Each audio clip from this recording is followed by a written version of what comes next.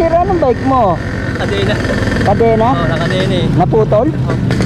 Meron akong kapandugtong dito tayo. Bigay ko na lang sa iyo. Saka pa ba uuwi? Kapila-pila ba? Layo pa. Pila-pila? Naku, layo pa nun. Igilid mo muna rito tayo. Kaya ako na ito, talaga. Ha? Ang buong kadena ang kulang eh.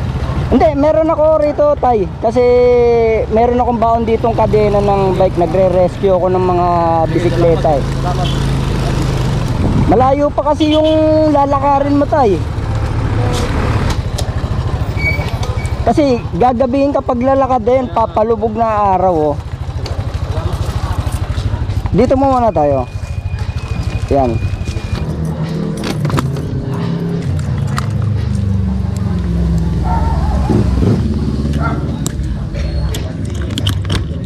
Wala na ito eh. Patingin ako tay. Wala na ito. Rekta na ang gagawin eh. Ah, wala na tong cambio. Wala. Nakarekta na yung kadena mo. Nakarekta na lang. Nasaan na yung kadena mo? Eh, nawala nga po eh. Naputo na nga po eh. Naputol. Oo, wala na. Eto tay. Meron ako rito eh.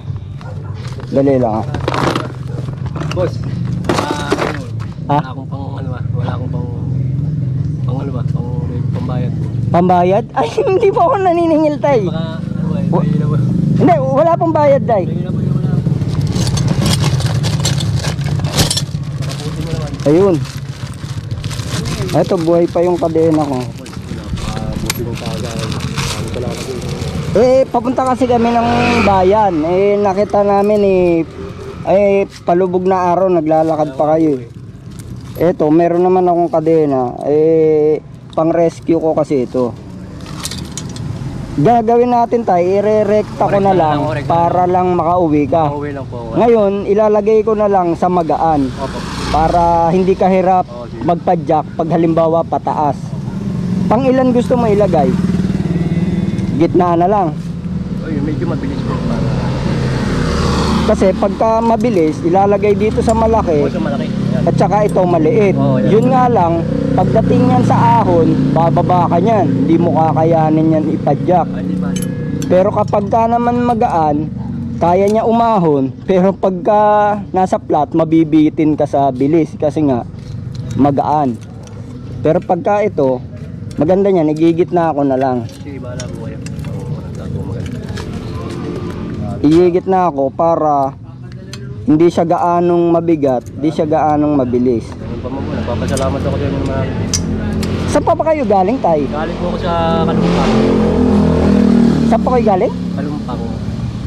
Ah, Kalumpang. Opo, Kalumpang. Ah, ano pong sadya nyo ron? Gumawa po ako eh. Gumawa ng Bahay. bahay? Ah, construction worker kayo? Tapos pauwi na kayong pila-pila nakabike. Opo. Eto tay, gagawin ko ng paraan to para magamit mo siya pagpasok. Ito tatanggalin pagay na. Tapos idudugtong to. Nakabahala pati kayo sa po. Basta nyo sa Hindi, okay lang yun tay. Kasi hindi ko kayo matisi. Paggabi na, naglalakad pa kayo eh. salamat. Babawasan ko lang yung kadena. May mga nakatitira po mga taon tulad nyo na may mga mabubuti. Marami pa po yan tay. Salamat. Kailangan lang ng konting simpatya sa tao. Mabilis lang naman yan eh. Alam po yan ang Panginoon. Putulan natin kasi masyadong mahaba. Timing ano. Talaga naman pagka. Masyadong mahaba eh. Pero kung may cambio to, sakto tong kadena. Kaso kailangan bawasan kasi ire-recta na natin. Rekta magamit lang. Mahalaga lang makauwi ka eh.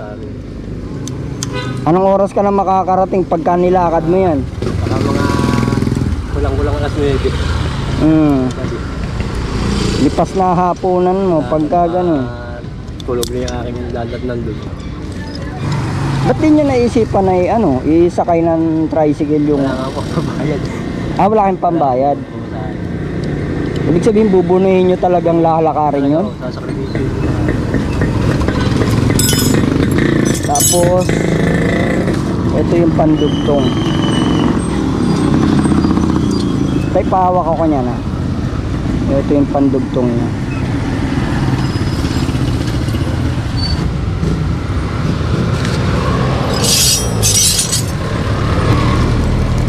Ito yung pandugtong.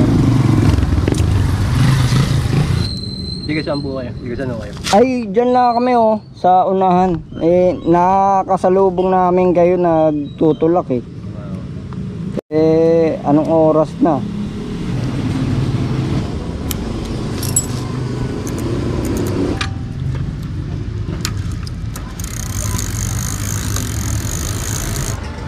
Tayo. Testing muna natin.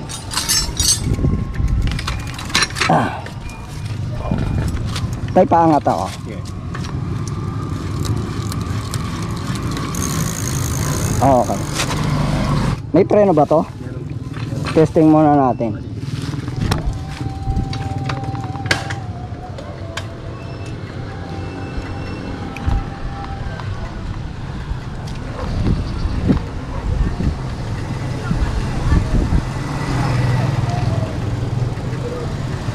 Antay, okay na. Makakauwi ka na nito. Salamat po. Wala nga naman po tayo, wala nga naman po. Ang mahalaga, makauwi ko kayo kasi gabi na eh. Okay. Salamat po, marami. Sige po.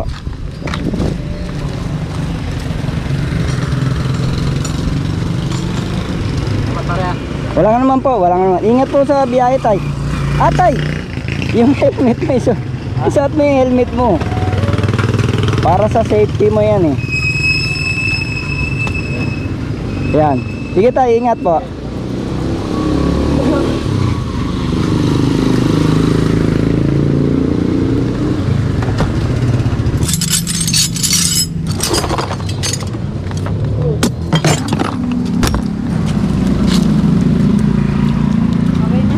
Okay na.